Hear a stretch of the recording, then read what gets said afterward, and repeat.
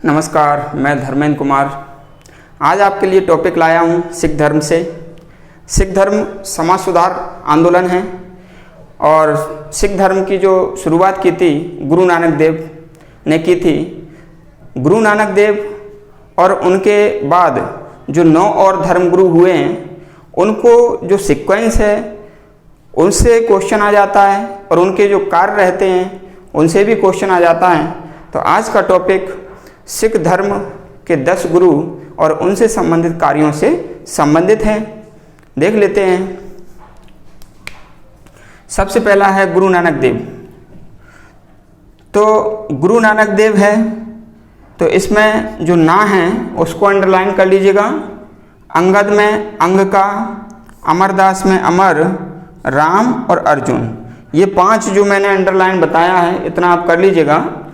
इससे ट्रिक बन जाएगी, ना अंग अमर राम का, ना अर्जुन का, ना अंग अमर राम का, ना अर्जुन का। ठीक है, इतना ये 5 हो जाएगा। नेक्स्ट फिर इसके बाद ये हरगोविंद है, हर राय है और हर किशन है। तो इन तीनों के लिए ये गोविंद का जी, राय का आर और किशन का के, ऐसा बना लेना आप।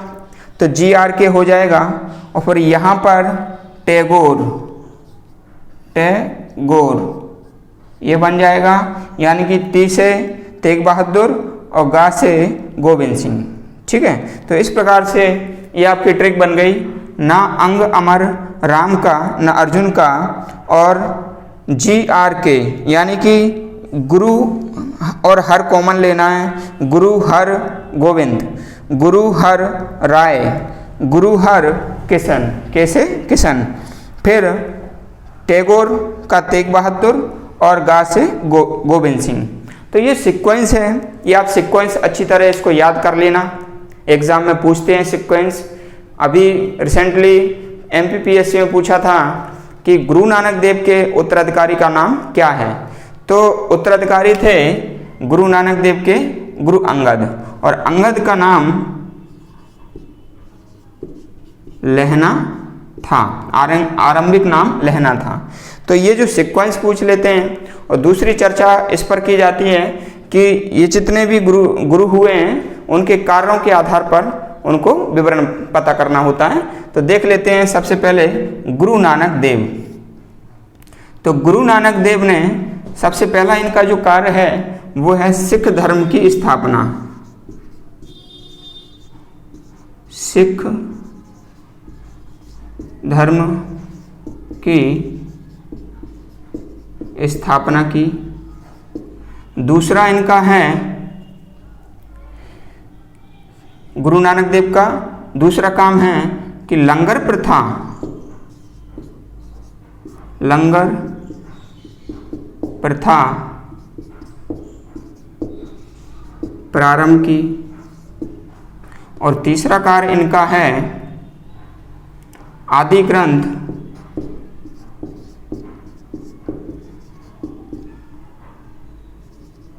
की रचना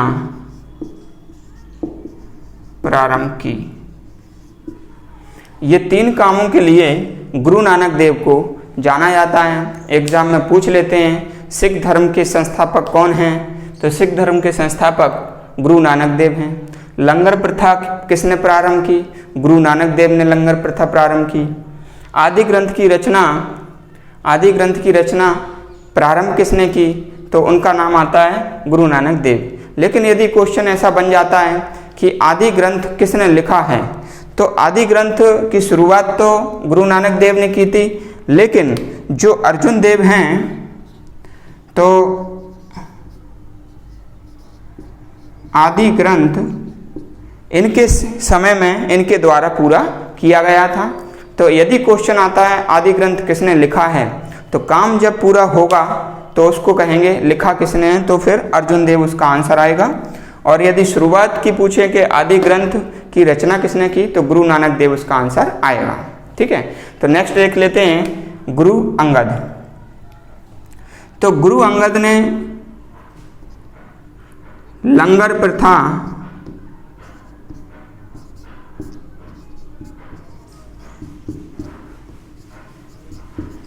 को स्थायी किया, लंगर प्रथा को स्थायी कर दिया था इनने। और शुरुआत किसने की थी? गुरु नानक देव ने की थी। दूसरा है गुरु मुखी लिपि का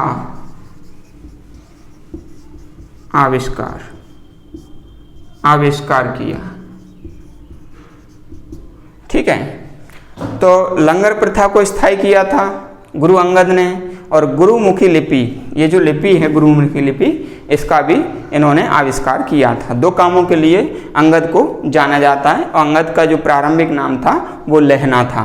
ठीक है, लंगर प्रथा के बारे में मैं आपको बता देता हूँ कि जो हिंदू धर्म में लोगों में भेदभाव व्याप्त थे और भोजन करने में भी भेदभाव व्याप्त थे, तो पहला उद्देश्य जो लंगर का था गुरु नानक देव का कि सभी वर्ग के लोग एक साथ आकर भोजन करें, तो वो उसका एक उद्देश्य था। दूसरा उद्देश्य दीनहीन व्यक्ति को भोजन की व्यवस्था कराना। तो इन दो उद्देश्यों के चलते गुरु नानक देव ने लंगर प्रथा की शुरुआत की थी। नेक्स्ट है गुरु अमरदास। गुरु अमरदास ने 22 गद्दियों की स्थापना व महंत की नियुक्ति की। तो 22 गद्दियों की स्थापना और महंत की नियुक्ति ये अमरदास ने की। और एक और इनने काम किया था, लवन, ये विवाह की पद्धति है, इसकी शुरुआत भी अमरदास ने की थी। ठीक है, अमरदास ने की थी। अगला है रामदास। तो रामदास ये अमरदास के शिष्य और दामाद थे। शिष्य व दामाद, अमरदास के शिष्य और दामाद रामदास थे। और रामदास को अकबर ने 500 बीघा जमीन दी थी। अकबर के समकालीन दोनों ही थे, रामदास भी और अमरदास भी अकबर के समकालीन थे। और जो गुरु रामदास अमरदास के शिष्य भी थे और दामाद भी थे। रामदास को अकबर ने 500 बीघा ज़मीन दी थी। उस ज़मीन पर रामदास ने एक नगर बसाया था। उस नगर का नाम था अमृतसर नगर। अमृतसर नगर की स्थापना, अमृतसर नगर की स्थापना भी किसने की थी? इसने, रामदास ने की थी। नेक्स्ट आता है गुरु अर्जुन देव। तो अर्जुन देव रामदास का तीसरा पुत्र था। तो यहाँ तक देख रहे थे कि गुरु नानक देव ने अपने शिष्य को उत्तराधिकारी बनाया, लेकिन रामदास ने अपने पुत्र को अपना उत्तराधिकारी बना दिया। तो हम कह सकते हैं कि रामदास के समय पर जो गुरु का पद है वो पैतृक हो गया था। तो यहाँ पर आप देख लेते हैं, गुरु का पद यहीं पर मैं लिख देता हूँ, गुरु का पद पैतृक हुआ। रामदास के टाइम पर गुरु का पद पैतृक हो गया था, ये भी आपको ध्यान रखना है रामदास के कार्यकाल में। अब अर्जुन देव है। तो अर्जुन देव आदि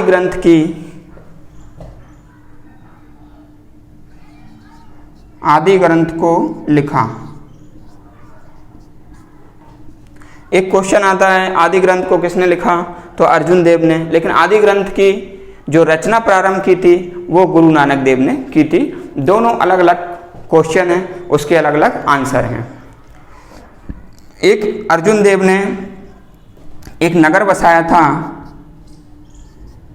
तरन तारन।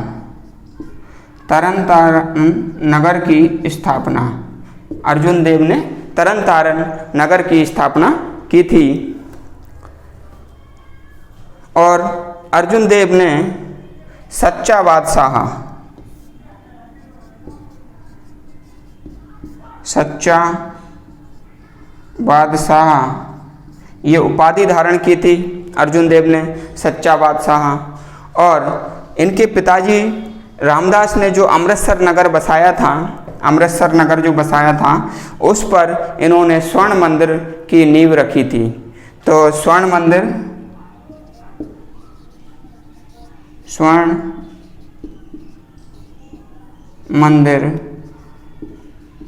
बनवाया। स्वर्ण मंदिर किसने बनवाया? अर्जुन देव ने बनवाया स्वर्ण मंदिर।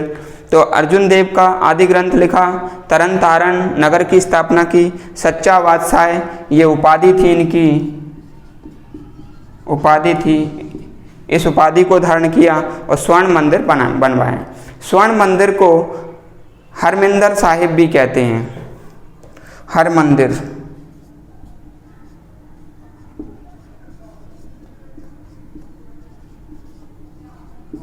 स्वर्ण मंदिर का जो पुराना नाम था उसको हरमिंदर साहिब भी बोलते हैं, हरमंदिर साहिब। तो ये जो 5 हैं, ना अंग अमर राम का ना अर्जुन का, ये 5 गुरुओं के से संबंधित ये विशेषताएं हैं। अगली जो 5 गुरु हैं, हर गोविंद, हर राय, हर किशन, तेग बहादुर, गुरु गोविंद। तो इसको भी मैं इनकी विशेषताएं बता देता हूँ, आप स्क्रीनशॉट ले लीजिएगा। इसको फिर मैं रब करता हूँ, उसके बाद समझाता हूँ।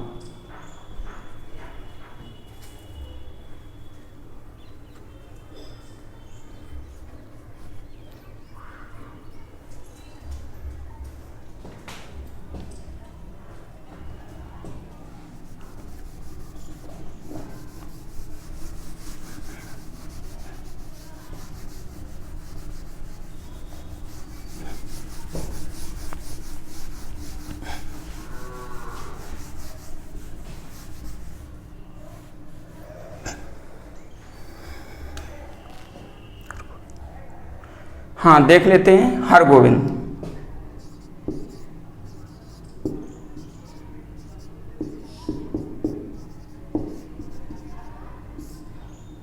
इन्होंने अकाल तख्त की स्थापना की थी।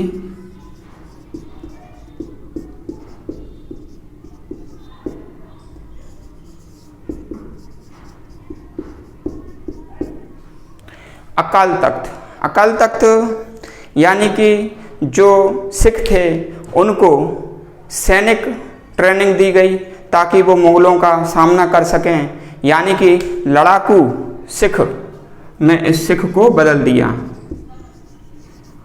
लड़ाकू सिख में सिख को बदल दिया। हरगोविंद को जहांगीर ने 2 वर्ष तक ग्वालियर के किले में रखा, क्योंकि हरगोविंद ने अपने पिताजी का 2.5 लाख का जुर्माना नहीं चुका पाया था। तो इसलिए इनको ग्वालियर में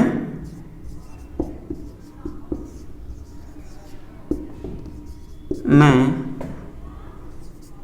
2 वर्ष तक जहांगीर द्वारा कैद किया गया। ये आप ध्यान रख लेना गुरु हरगोविंद के बारे में। नेक्स्ट आपका है गुरु हर राय। गुरु हर राय तो मुगलों की ओर से सेना में लड़े थे गुरु हर राय। तो ये क्वेश्चन आता है, मुगलों की सेना से लड़े थे। ये क्वेश्चन आ जाता है। ठीक है, मुगलों के युद्ध में भाग लिया,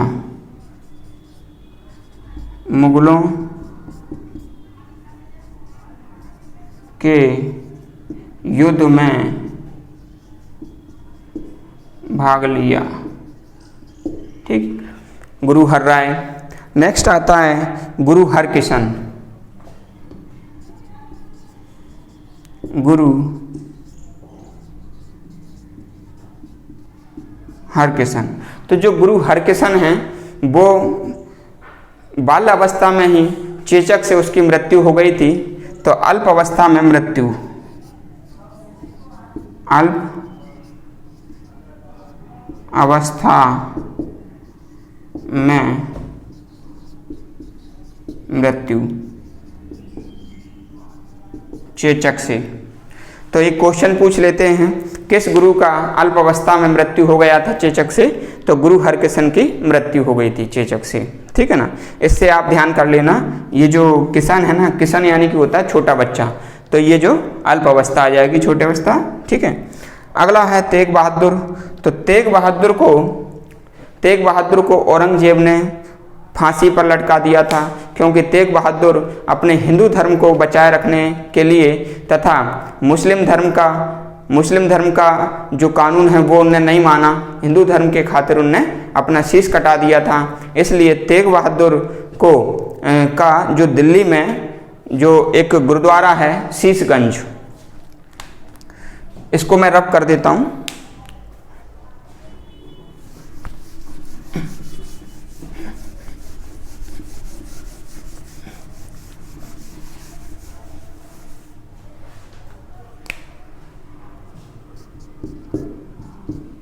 तेग बहादुर,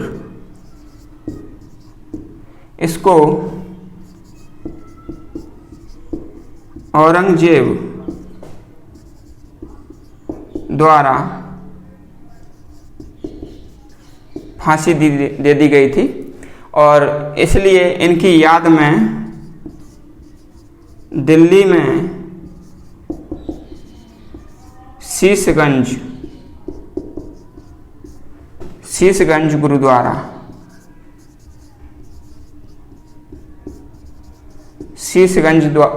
है। हमेशा ध्यान रख लेना, जो अर्जुन है उसको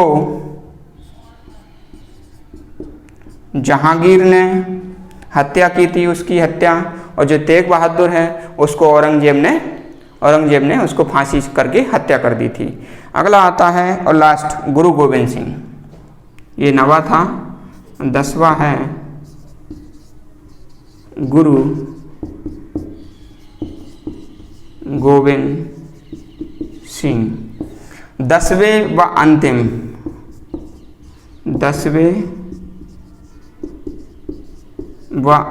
गुरु, 10वें व अंतिम गुरु हैं ये। इन्होंने खालसा पंथ की स्थापना 1699 ईस्वी में की। तो खालसा पंथ की स्थापना की गुरु गोविंद सिंह ने। इसके अलावा 5 ककार भी दिए, केस, कंघा, कच्छा, कतार, कड़ा, ये 5 ककार भी दिए। गुरु गोविंद सिंह ये अंतिम थे, अंतिम गुरु थे। इसके अलावा गुरु गोविंद सिंह ने महिलाओं के लिए कौर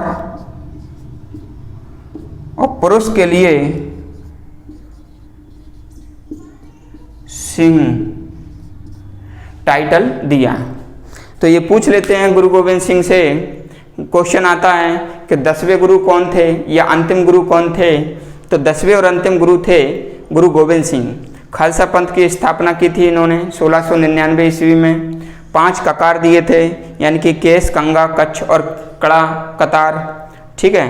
अंतिम गुरु थे ये, महिलाओं के लिए कौर और पुरुष के लिए सिंह टाइटल इन्होंने दिया था। अब 10 गुरु के बाद जो अगले गुरु हैं वो नहीं बनाए गए, क्योंकि जब आदि ग्रंथ की रचना हुई, जो आदि ग्रंथ था, आदि ग्रंथ की जब रचना हो गई है और उसके अंतर्गत एक जपजी अध्याय है। जपजी में उपदेश हैं, उपदेश गुरु नानक देव के उपदेश हैं जपजी में। तो जब ये पूरा कंप्लीट हो गया गुरु ग्रंथ, तो इसको आदि ग्रंथ जब कंप्लीट हो गया तो इसको नाम दे दिया गया गुरु ग्रंथ साहिब। तो अब गुरु ग्रंथ साहिब को मान करके अगला गुरु ग्रंथ साहिब को ही मानते हैं। तो आपने देखा 10 गुरुओं का क्रम और उनका संक्षिप्त वर्णन, ठीक है। तो आप इसको अच्छे से देखना, वीडियो को आपको अच्छे से समझ में आ जाएगा। और इस वीडियो को लाइक करें, शेयर करें, कमेंट्स करें, ठीक है। धन्यवाद।